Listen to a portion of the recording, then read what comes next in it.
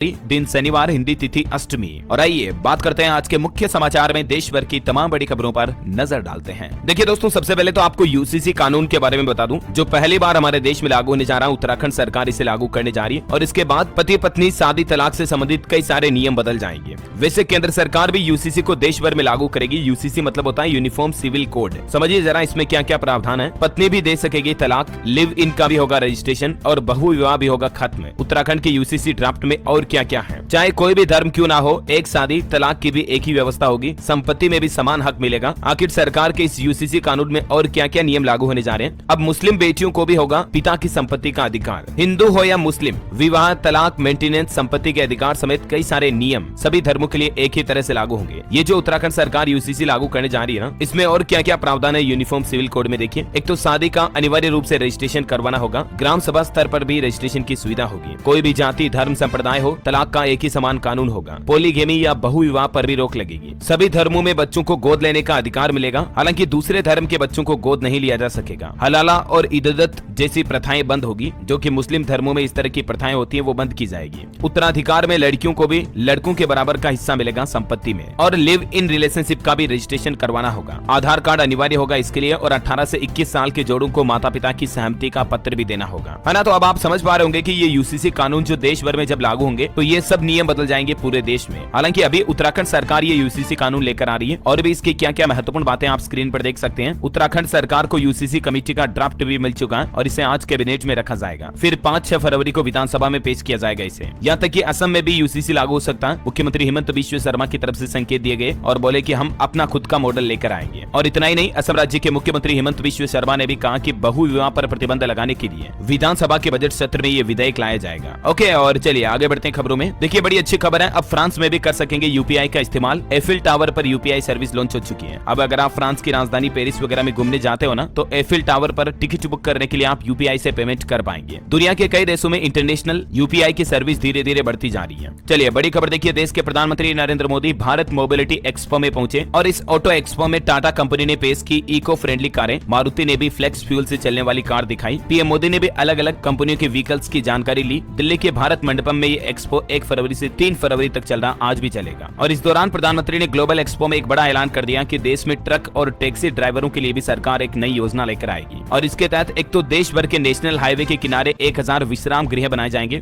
जिससे कि कोई ट्रक ड्राइवर, टैक्सी ड्राइवर है, उसे अगर विश्राम करना तो वहां पर कर पाएंगे। उन्हें होटलों में रुक करके पैसे काट कर रूम लेने की जरूरत नहीं पड़ेगी। इससे ट्रक टैक्सी ड्राइवर चालकों को बड़ी राहत मिलेगी। ये भी सरकार की तरफ से बड़ी घोषणा की गई है। और इस दौरान पीएम मोदी बोले कि देश